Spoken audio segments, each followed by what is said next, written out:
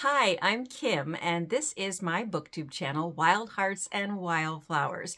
Just started it a few weeks ago, and I thought it was about time for me to do the BookTube Newbie Tag. I have not really prepped any answers other than I printed out a list of the genres I like because there's too many for me to remember off the top of my head, probably. So I have enjoyed watching BookTube channels for quite a while now, and I always love the BookTube Newbie Tags because just tells me so much about the content creator. And I always, when I find a new channel, go and watch their BookTube newbie tag, no matter how old it is, just to get an idea of what they're like and what they were thinking when they started the channel. And if the channel's several years old, it's always very interesting to see how it has evolved since they started. Anyway, I'm excited to be joining the conversation now by doing this tag myself. And yeah, let's get started. Question number 1 is, why did you start this channel? Well, I have actually wanted to start a BookTube channel for quite a while. Probably some of you who are watching could say the same thing. And yeah, I actually have another channel here on YouTube. It's a gardening channel because I live on 2.5 acres in far northern California, and I have quite a few big gardens and a couple of orchards, a fruit and nut orchard and an olive orchard. So yeah, I've had a gardening channel here on YouTube for 4 years as of this past summer, and I really enjoy that. It's just a lot of fun, but I can't talk about books on the gardening channel. And so the main reason, obviously to me anyway, that I started my BookTube channel is because I want to share what I'm reading and talk about these books and join the community. On my gardening channel, I do have some people that I would consider, pretty good friends, and we talk a lot in the comments, but it is by and large more of a search-based channel, answering questions people have about gardening, and that's not quite what I'm looking for. With this BookTube channel, I really want to focus on building a community of readers who have overlapping tastes with me so that we have a give and take as far as giving recommendations and hearing each other's thoughts. And I do love interacting in the comments. So I'm looking forward to building up this channel to have a core of people that really enjoy talking about books with me. And I know how to hang in there for the long haul. Like I said, I've been doing my other channel for 4 years, so I know what it takes, and it's a lot of work, but it's definitely worth it. And if I can build a book community here, which I think I can, I see them everywhere. People who love books pretty much are good people who want to talk about books. So I'm hoping that that holds true on this channel as well. So yeah, that's why I started this channel. So question number 2 is, what unique and fun things can I bring to BookTube? Well, I don't know that I'm unique or that anyone is truly unique, but maybe we are. We're so one of a kind with all of the life experiences that we've had that go into molding us and making us who we are. And I'm 59, just had my birthday last month, so I'm getting up there. I've had a lot of life experiences to bring to the table, and they definitely affect, what I enjoy reading, what I'm drawn to read, that which has evolved over time. Some of those life experiences have been, I worked overseas for several years in China teaching. I taught drama for 10 years here in California for kids age 5 to 18, which was a lot of fun. Oh yeah, that was great. Also, I was a county coordinator here in this state for the History Day competition for junior and senior high kids.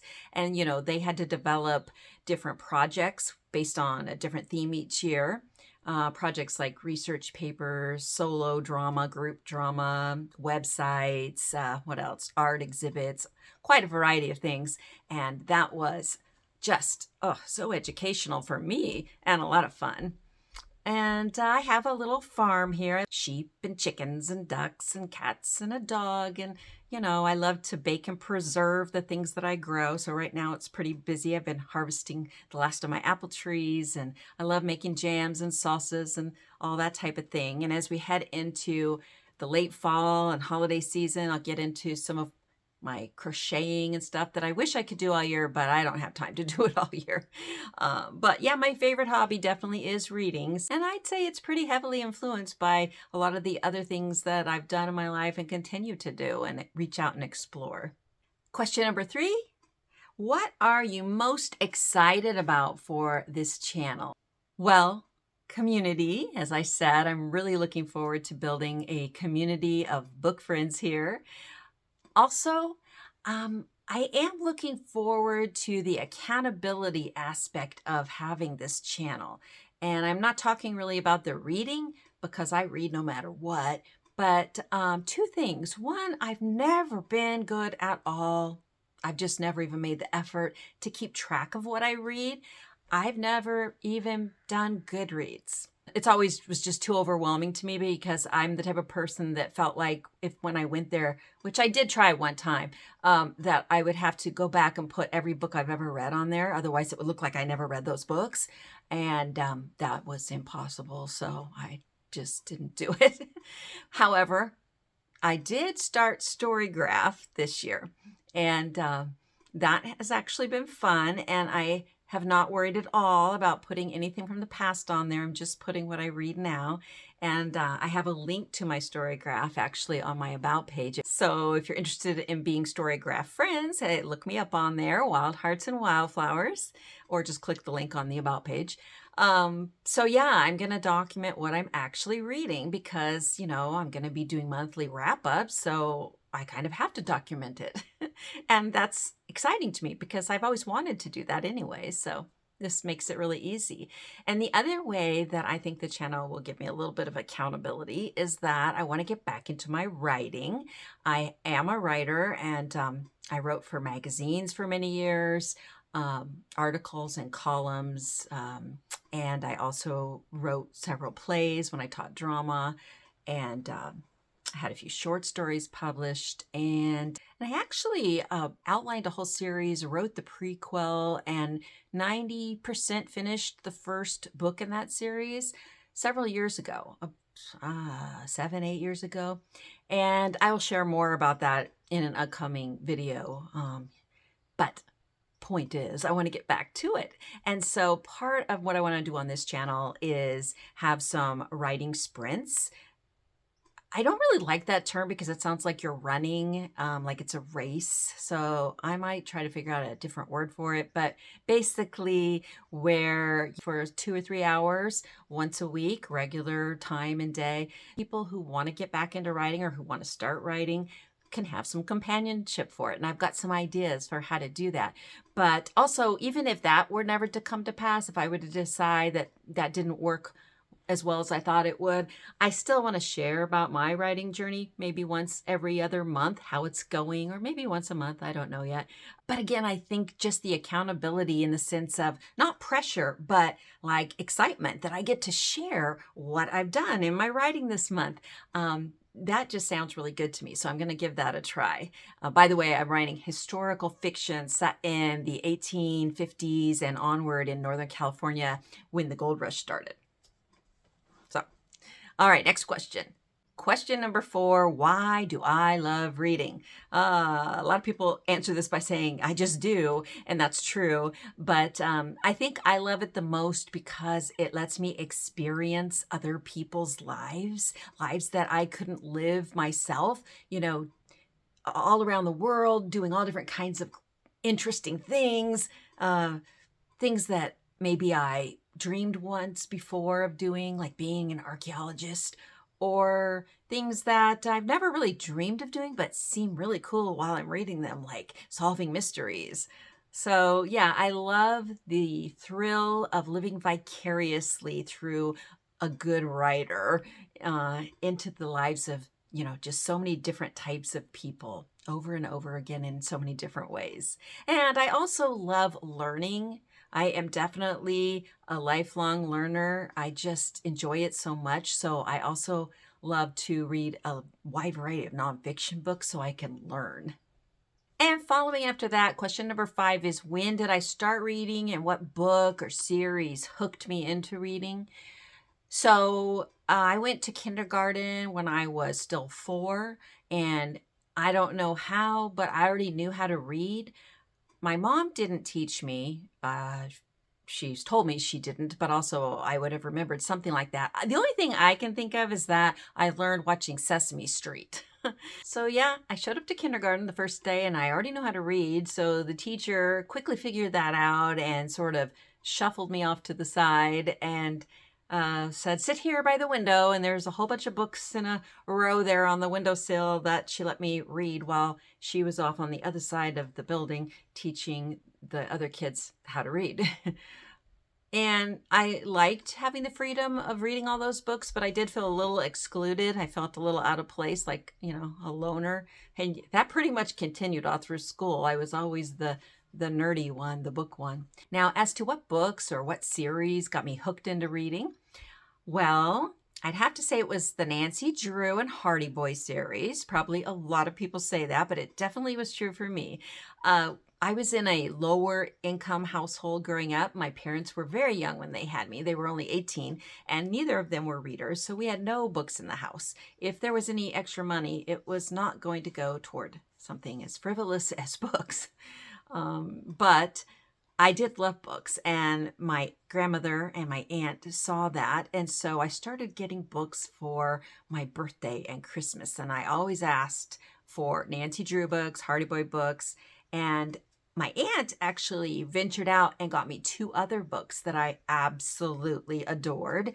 They were Little Women and Jane Eyre. And she gave me those books when I was only 7 years old. They were the condensed versions, though. Now, a lot of people have judgmental things to say about condensed versions of books, but I don't have anything bad to say about classics being condensed for young readers because I think that it can be a very wonderful thing. I know it was for me. I still have the original copies of Little Women and Jane Eyre that I was given at that young age, and I can see my handwriting in them. I love those books. And let me tell you, when I was 10 and I discovered the public library, which I used to ride my bike there and carry home big paper bags full of books on the handlebars of my bike.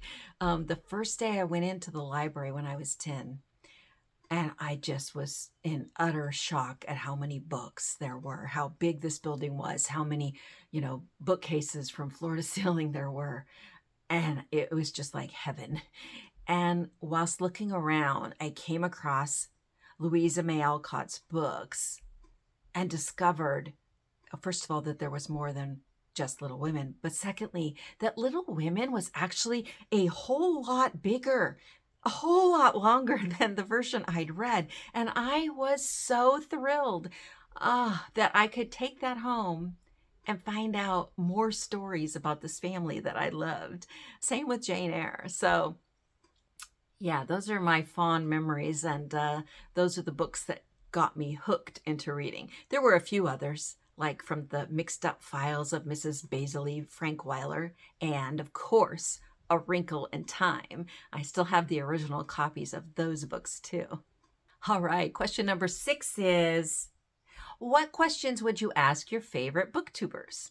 Well, right away I would ask them, what are your favorite books from childhood? What do you remember the most fondly and why? And who are your favorite authors now?